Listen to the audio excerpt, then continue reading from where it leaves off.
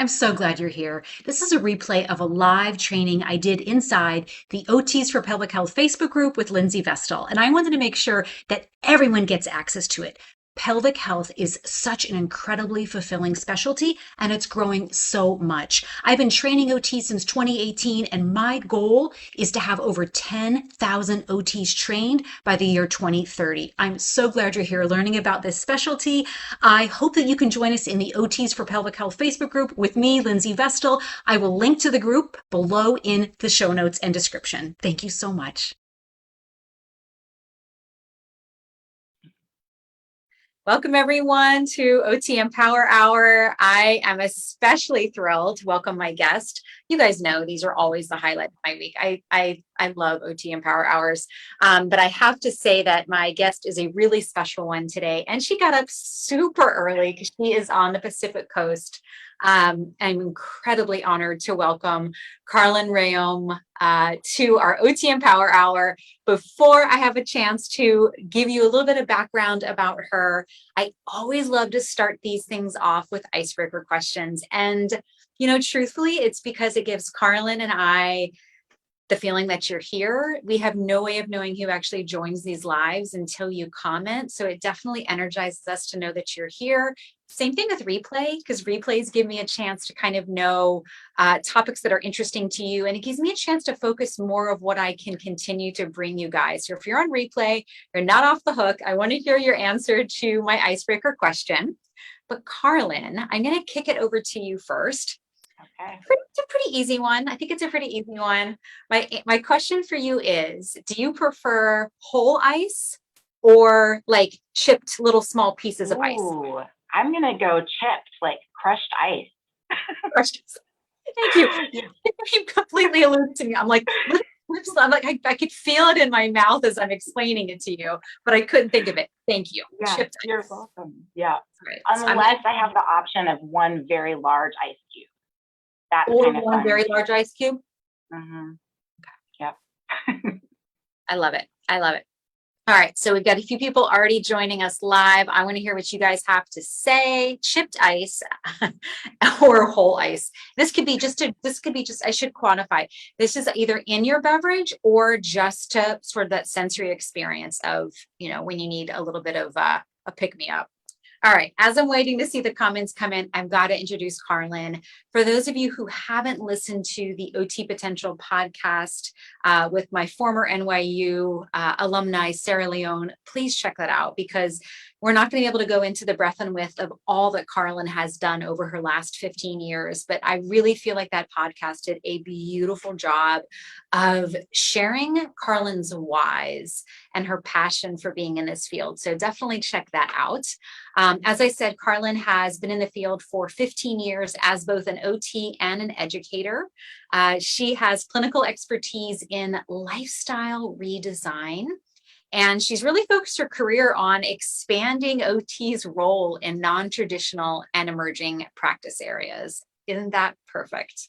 She launched Supported Mama in 2020, and she provides holistic support for women on the journey before, during, and after pregnancy. She has certifications in perinatal mental health, Pilates, yoga, pregnancy and postpartum corrective exercise, and check this out, she is the pre and postnatal movement specialist for Amazon's new health and fitness app, Halo. Karlyn, welcome. Thank you so much for coming. Thank you so much for having me, Lindsey. I'm so happy to be here today to chat a little bit.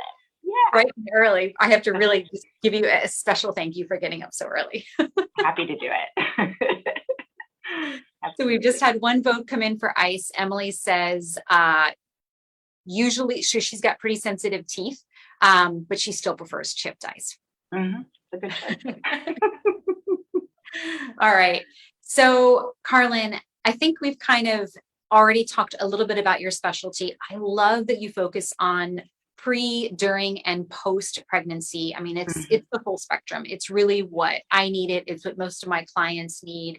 Can you tell us a little bit more about the clients you love to see? A little snapshot into kind of like where you feel you're really gravitated towards the most. Absolutely. And I think this is probably an answer that is not uncommon. I gravitate towards the clients that seem to have some similarities to my experience, where they're just really struggling, and that can look like a lot of different things. It might be that they're feeling like they don't have community support. They might not have access to the resources. They might not even know which resources they need. They just kind of don't know where to start. That's really my ideal avatar. I have found that I have worked with some people throughout their pregnancy and postpartum journey who seem like they're, and I don't like the phrase like bouncing back, but seem like things are feeling very easy for them somehow. And I realized that that for me is not my ideal client avatar that I gravitate towards most. I really want to help the people who see others who it seems like it's easy for, and they don't resonate with that experience. And I feel like my therapeutic presence connects well with those people in acknowledging that, this isn't easy, actually. This is the part we don't talk about. And so creating space for them to just say, this is really hard. I'm not loving all of it. I feel disconnected from my body. I don't recognize what's going on with my body, with my routines, my roles. Like that's the person who I gravitate towards and who tends to gravitate towards me, really.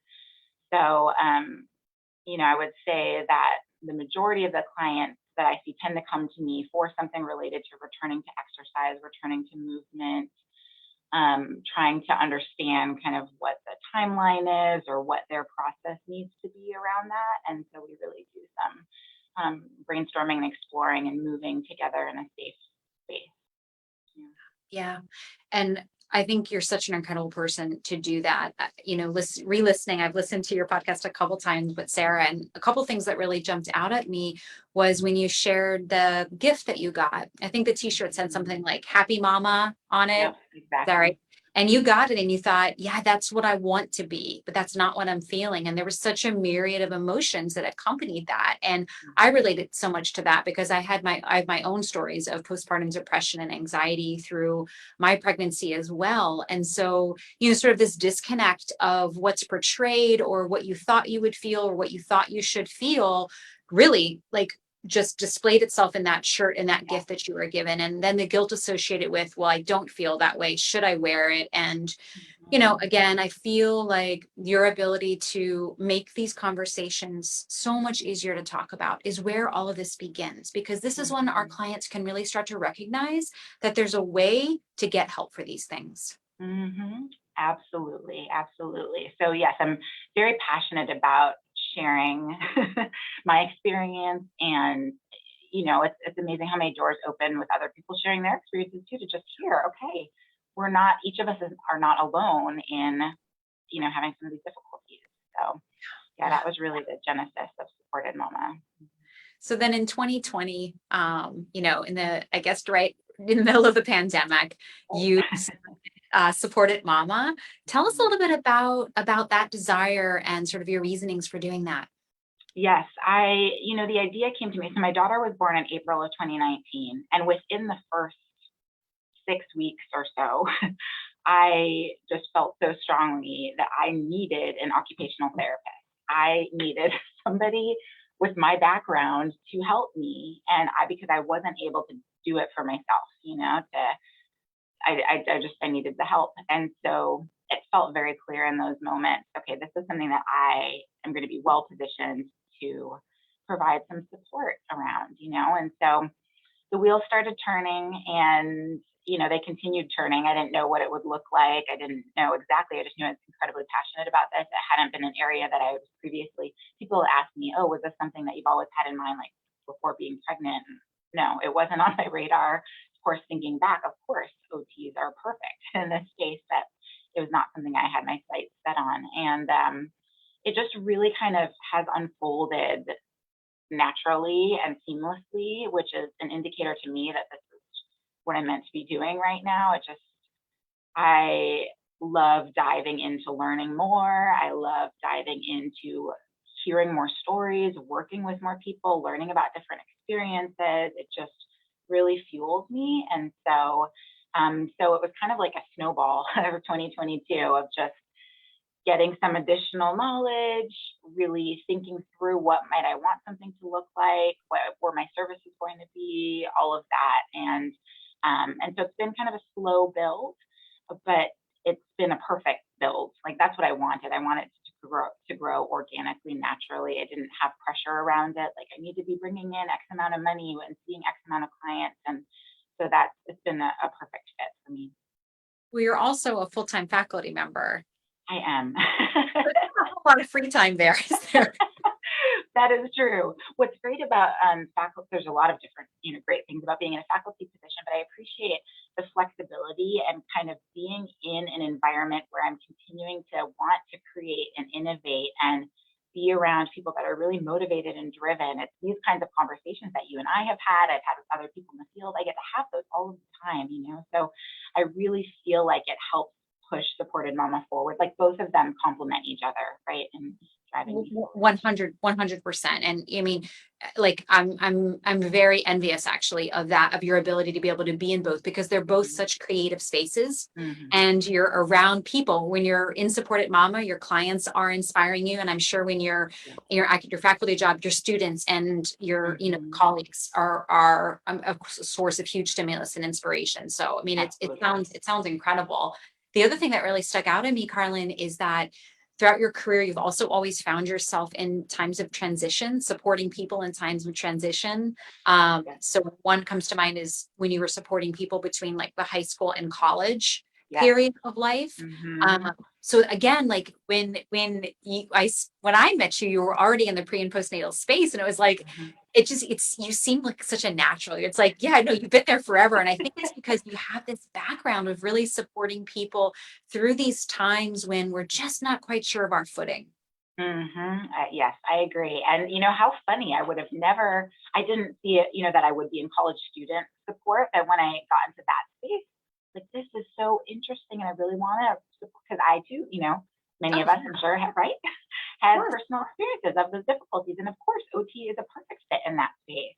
And so when I, came into this transition, I was like, here we are again, a different life transition, such a need. So it has been an unexpected path, but it makes sense when I look backwards, right? So we've talked a little bit about, sort of your natural fit for being here. But part of that and all of this is even in my own experience, and I'm sure people that are joining us to listen, either live or replay, is that, we've faced a stumbling block, personally, professionally. For me, it was really getting we could talk a whole hour on the stumbling blocks I experienced, but a big one for me was even getting hired, right? Because over a decade ago, OTs were just not really represented well in this field. But what about you? Would you mind sharing something that either personally or professionally was a stumbling block for you in getting here, and maybe how you overcame it? Sure, absolutely. Specific to this space, I would say my stumbling block, I would say there are two. One is wanting to do so much and know it all, because I know that this population needs the support. And so instead of, I didn't want to set something up where I was feeling like I needed to refer people out for every single thing. And so I felt like I need to have a little bit, or a lot of it, a greater understanding of a variety of different areas. But then that became very overwhelming. And obviously I can't be an expert in all of the components of what make up this, maternal wellness space. And so how I feel like I have overcome and am continuing to overcome that is by recognizing exactly that. Like, I cannot be, nor do I want to try to be, an expert in all of those subcomponents. There is great value to therapeutic relationship of someone who has a smaller identified niche and then knows when and who to refer out to within the community. And that's not a weakness, that's a strength, actually. And so reframing it and kind of really coming to terms with that's okay and that's good, to narrow and specify and refer out. So that's really, I would say, kind of the main piece. Oh my goodness. I could not agree with you more. I really think there's strength in knowing when it's time to refer out, and even in cultivating the relationships within your community or virtually of people that you can potentially refer out to. And there really is an art to that. And one of the things that at the Functional Pelvis we really prided ourselves on was making those connections and making quality connections. So actually communicating back and forth with the referring parties on a somewhat regular basis to kind of check in, and the client felt so cared for when they knew, right, that they had so many people holding space for them. So I completely agree with you, and thank you so much for acknowledging that, because I would imagine a lot of people who are joining us really struggle with that themselves, and it's a bit of imposter syndrome. It's a bit of just like putting, that really ambitious side of us wanting to be it all, know it all. And so thank you so much for letting us know that that was something that you also experienced and was able to kind of turn that around in a different way and reframe it in a way that you're able to show up even better for your clients. Yes. Yep. Yeah. The imposter syndrome is tricky, and I think sometimes, working my work with students, I think sometimes they're surprised to hear that I have that. I've experienced that. I continue to experience that, and some of what has been helpful for me is, I've taken a lot of courses. I have, and some of the courses that I've taken, I've taken it and I realized actually, like, I knew that. I knew that already. And, or I could have taught that. I could have, given that content. I could have. And so it's an ownership. It's owning what I know, the background that we have as OTs, just really owning it and presenting yourself confidently, and then realizing like, oh, actually, I know what I'm talking about. I get nervous still when I'm meeting with new clients, who maybe, let's say it's someone who's coming more from a space of just being generally overwhelmed, and it's not so much about movement or returning to exercise. And I think, oh my gosh, do I have all the information they might need when they're feeling sleep deprived and all of this? And I realized, you know what, like, I have the basic skill set of therapeutic listening, of being there with them, hearing them. We have, so many basic foundational skills that we can apply to all situations, and so I have to continue to remind myself that, so it's an ongoing learning. Yeah. Oh, your students are so lucky to have you. That's awesome. Mm-hmm. So one of the classes that you did take was OT Pioneers, and OT Pioneers is actually open this week. It only opens twice a year, and enrollment is open till Friday. I'm going to put you on the spot here a little bit and ask, I'm ready. With your with your breadth and wealth of experience and knowledge, what made you decide to take OT Pioneers? I think initially part of it was wanting to know that I know this. I wanted to learn. I wanted to go through the course to see what you had to offer, because I know that you are experienced in this work. And I had been in the Facebook group for however long, and I had seen your Empower Hours. I was excited to learn from you as a clinician in this area, as an entrepreneur. I knew that I was helping people with pelvic health through movement. Like, postural assessments, work with breathing, that's something I'd incorporated for a long time. But I felt some hesitation around calling myself a pelvic health therapist, because I was like, do I really know what I'm doing? Like, I know that there's more to it. And so I was like in this space of like, I'm not totally sure about this. And so I thought, you know what, the perfect step would be for me to take OT Pioneers and go through. I wanted to learn about what even is an external or an internal assessment. Like, I don't even know what that is. Like, I've had the experience of being to a pelvic floor therapist, but I wanted to know what that might look like to figure out if that was something I wanted to ever incorporate. Like, I wanted to know what was the process of, going through screening, and what are different common diagnoses, and what really is the musculature in there, and how does it work? And, I had a sense of some things. I know I could have spent a bunch of time looking through anatomy textbooks or, something, but that's not my preferred learning style. And I wanted to engage through this course and the community that you've created. That was very appealing to me, to be able to connect with other practitioners in similar stages on the journey. That was a huge selling point. So I'm so thrilled that I took it last year. Like, if you would have asked me at the beginning of last year, was it on my list for the year to definitely take Whiskey Pioneers? I don't know that I would have said that it was. I think it would have been like something I was thinking about. Should I not? I don't know. And then for whatever reason, I was like, I'm going to just do this. And I was so over the moon thrilled at my experience in it, like surprisingly so, that it just was one of the best courses that I took. Oh, thank you. Thank you so much. That really means so much to me. Yeah, absolutely the truth. If people listening are on the fence about joining, what would you tell them? You just need to do it. I mean, if you're on the fence, like there's no reason I would say that you shouldn't do it.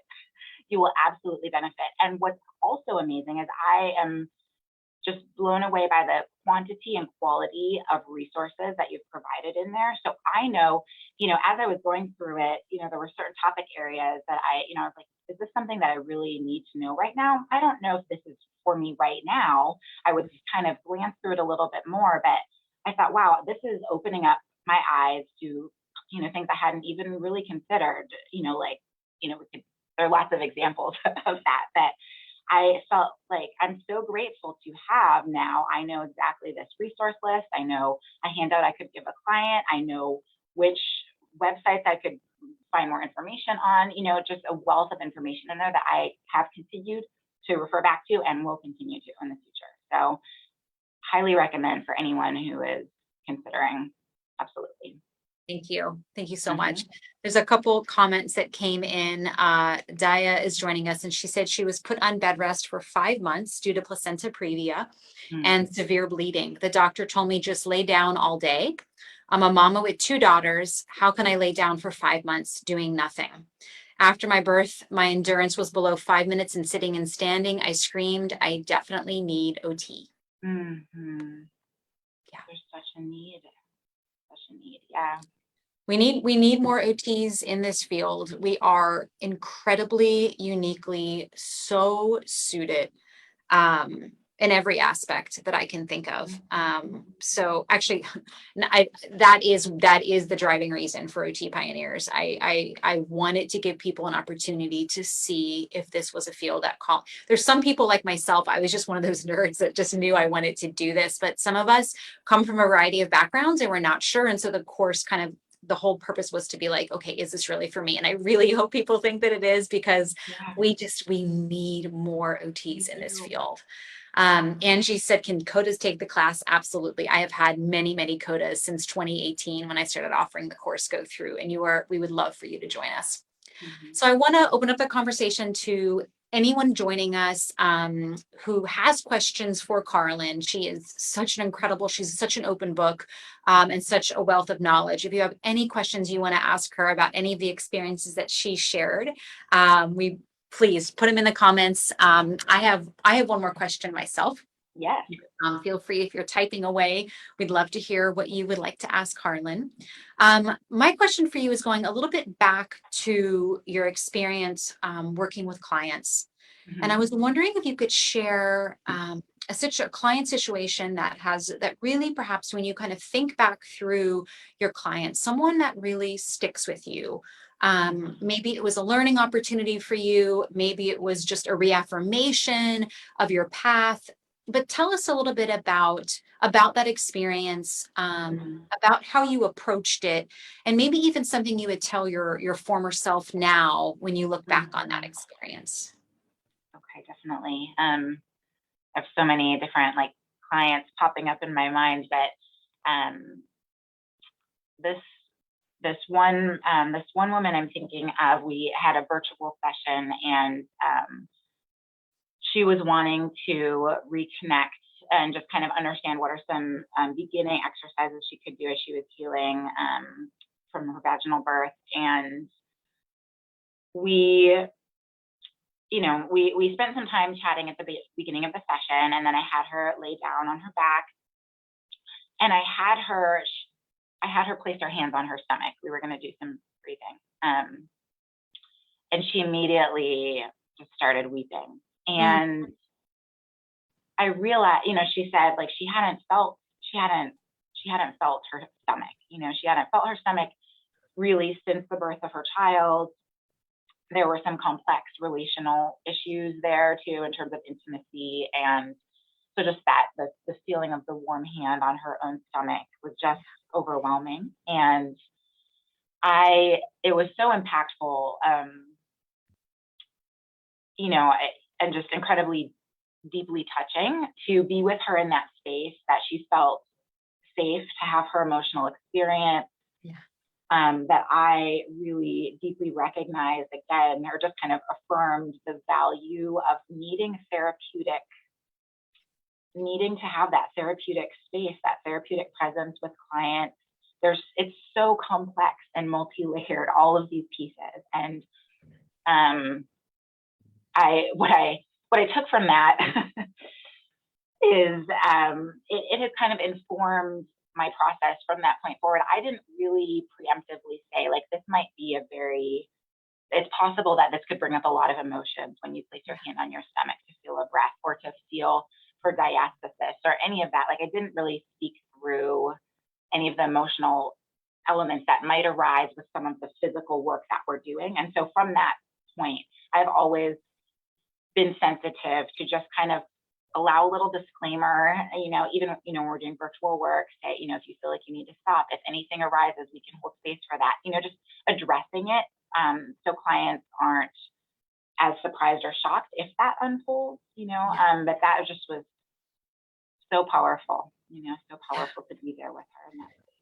Yeah, I have to just tell you that I actually just yesterday had a very similar experience. I have a client who gave birth. Her son just turned 20.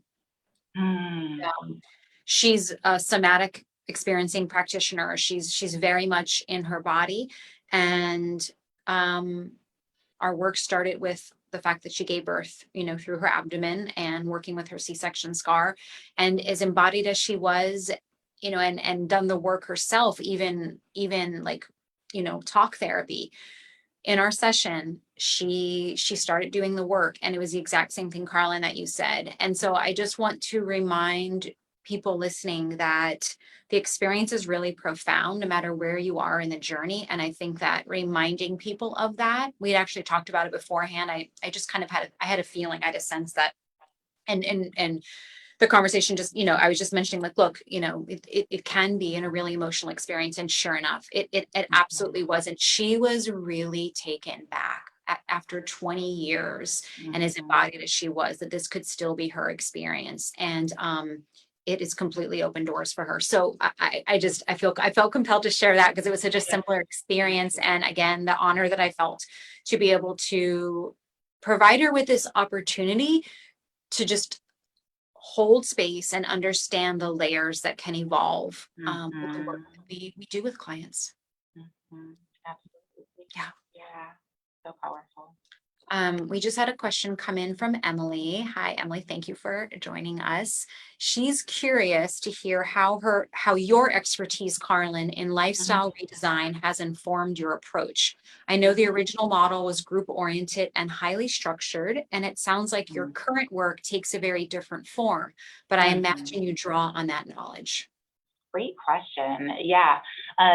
The original model of lifestyle redesign was framed with the Well Elderly Study. So it was community living, older adults, and it was a significant group process. I worked for a long time at the USC faculty practice where we incorporated the lifestyle redesign model with individual sessions as well as groups. And I have not run groups.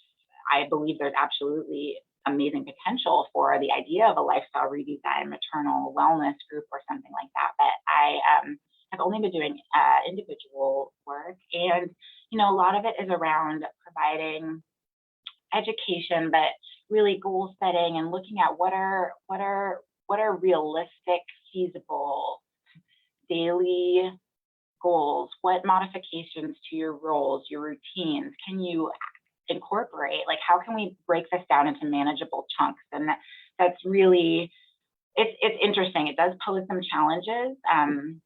It poses some challenges because motherhood, parenthood, this journey, there are so many variables and so much arises that's unexpected, and you have to be adaptable and flexible. So it is definitely different than with other populations where I feel like I don't know, there are other settings where things are slightly less unpredictable. But it's really encouraging clients to think through, like, what are the small elements? Like, if you could add anything into your day that would bring you some joy or reconnect you with a part of who you were before having a child, or, you know, fill up your cup in some way, like, how can we be creative about, you know, and helping you to incorporate those? And so that's kind of a little window into the work that I do, but it is pulling on my experience and my perspective, but definitely modified from the original kind of work that was done with the study. Great question. Yeah, that was a great answer to it. I love that. Kareen is joining us, and she says, hello, Karlyn. Hi. Hi, Karina. Thanks for joining. You know, I want to mention too, like, with the lifestyle redesign perspective, you know, Please. with my personal experience it was a pelvic floor, it was a physical therapist. And I went and I had some great, you know, it was a powerful experience. I remember her saying, okay, you would benefit from doing these exercises X number of times per day and blah, blah, blah, blah. And, you know, and I think I saw her when I was about 4 months postpartum, around there. So still, you know, I was still in a very challenged space in terms of postpartum anxiety, postpartum depression. And I remember her telling me, oh, you know, it shouldn't be too hard. It was something like, it shouldn't be too hard to fit in 5 minutes twice a day of this exercise, whatever it was, you know. Right. And as she was saying that, I just was thinking, like, how am I going to fit that in? Where is that going to fit in? What space in my home? How do my little one was a contact napper and was on me at all times. Like, and so then it added to well, I feel like I should be able to find 5 minutes a day, you know, but I feel like if she had more of an OT lens, she might have asked, like, okay, what space in your home? How can we set this up in a way that works, right? And I couldn't do that for myself still in that space I was in.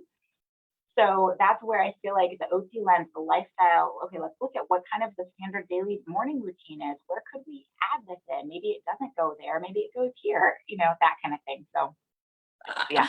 Right? Karlyn, you're just speaking my language right now. I mean, it is exact. And see, the thing about SOTs, I think, is that in some ways we take this for granted, right? It seems so simple. It seems like, well, doesn't everyone do this? And we don't realize that the answer is no, and that it's actually our special sauce. It all comes back to task analysis and that ability to really step into that person's role and not take anything for granted, even to 5-minute program of exercise. And so the work that we're doing is often so incredibly intimate. Maybe your exercise program involves the use of a therapeutic wand, right? We really have to stop and think, is there a private space for this person? I mean, and that's kind of an extreme example, but even just laying on the ground and doing some breath work. If you have a contact napper, like you and I did, it's one of those things where are you going to put your hands? Let's talk about that. Well, exactly. Right. It's those little things that I really have to emphasize makes all the difference in the world. And us OTs have this lens built in, and it is so incredibly special and so needed. And what a difference it makes for people who have this experience with someone who thinks that way versus someone who doesn't. So thank you so much for bringing that up. Absolutely. I'm beaming. Rachel is joining us, and she says she's so happy to be here live. I'm always watching the replay. These live chats are therapeutic for me, building confidence and feeling like there's support behind me as I step into this new role. There's so much support. There's so much support. This is an incredible community of therapists at all different stages of the journey. I continue to be amazed at that. You know, I continue to feel so supported, and I'm excited to support people that might be newer on in the path. It's awesome. Yeah. Karina has a question, and she said this might be a huge loaded question, but she's wondering why hospitals don't contract with OT to provide services to new moms right after discharge. She's trying to think of how we can get into that space. Yes. Yeah, Karina and I have connected briefly on this. I don't have a good answer for that. I see that as a huge possible opportunity. Yeah, I see that there's a need and there's an opportunity there. I'd be curious, Lindsey, to know what your thoughts are on this one. Yeah, it was one of those things where, in New York City with functional pelvis, we did get a fair amount, but it was never on. I'm not sure if Karina's talking about like a more of a global official case. There were practitioners that knew us and so would refer to us directly, and I got to know them by doing in services, by other I even treated some people on the staff. That worked wonders for setting referrals into place. So in terms of the official capacity, I would love to see that. And I think that I feel like I interviewed someone about 2 years ago on an OT Empower Hour who actually made that work. And it was a seamless integration. Karina, let me go through the files tab and remind myself. I think I'm at over 80 episodes now on these, so I don't remember every single one. But I know there's someone who did this. And if you even have a chance to look at the files tab, it was one of the interviews. And sometimes it's a dream scenario where we just sort of walk in and it happens. Other times we're really having to set the stage as to why this matters and how the differences we can make. And for the little bit that I know about you, Karina, I know that is something that's right up your alley to be able to do either way. If anyone else is listening or is on replay that has some insight about this, please, please, please comment and let us know, or send us in the direction that someone that does, because this is a great conversation, and definitely a place that OTs can step into. Anita's saying, I think that it's a great example of how OTs are so great with pelvic health patients. We miss so much if we don't include the client and listen to the client in all steps of treatment. Also love listening live. Karina says, I understand the vital role of OT in pelvic health, but how can we get other people to see that? Exactly. I mean, that's something that I ask myself all of the time.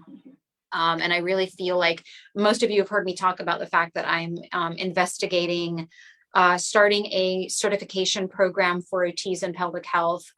It's really out of my wheelhouse, but it's something I'm really passionate about because I feel like it's one of those things that is going to help put OTs on the map and make our services so much more available and accessible, because I think that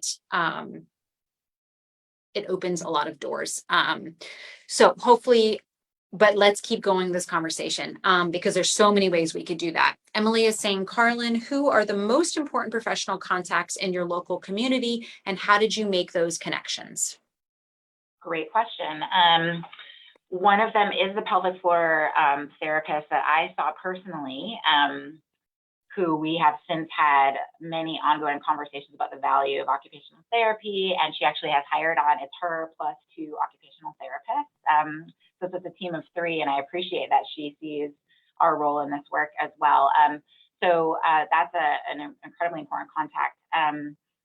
I am closely connected to with it's like a childbirth education center, maternal wellness hub, where they offer pre-postnatal yoga, lactation courses. They also have parent and baby, like different types of therapeutic or just play groups and different kind of counseling support. I'm connected with them as well. I would say that those are the top 2 local communities I feel really plugged into. I have certain other kind of connections through doulas and that kind of thing. I do have some OBs that I've been in conversations with.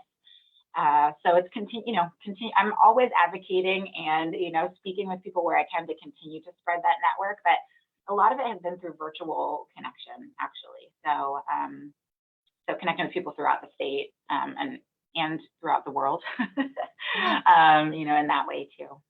Yeah. And I may just add to that, Emily, the thing that really made the biggest difference for us was working directly with the community. The first year in business, I went to all the referring parties you could imagine, the most official chains of command, and it was a pretty quiet year. I wasn't sure I was actually going to succeed in business. And the second year, I started offering community workshops and speaking directly to my ideal client. And that made an incredibly big difference for me.